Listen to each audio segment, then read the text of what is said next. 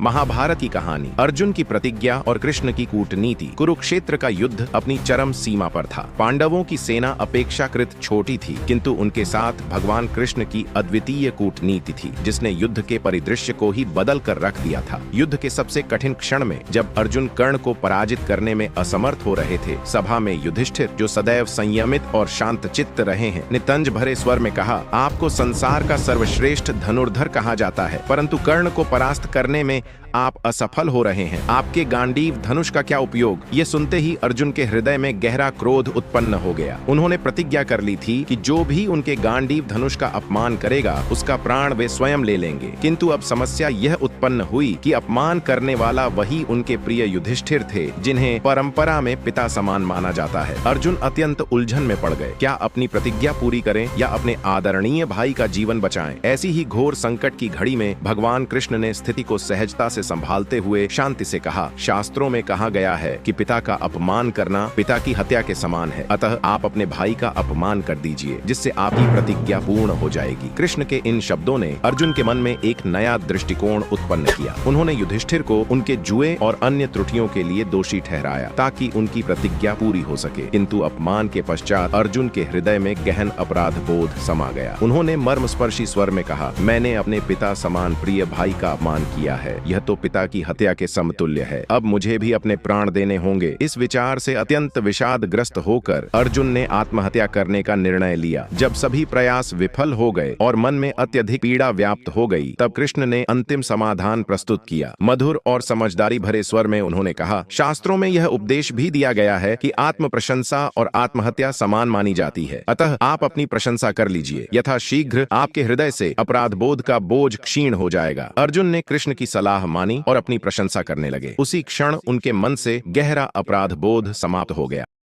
अगर आपको हमारा वीडियो पसंद आ रहा हो तो चैनल को सब्सक्राइब करें, वीडियो को लाइक करें और अपने दोस्तों के साथ शेयर करना न भूलें। आपका सपोर्ट हमें और भी बेहतरीन कहानियां और वीडियो बनाने के लिए प्रेरित करता है। धन्यवाद।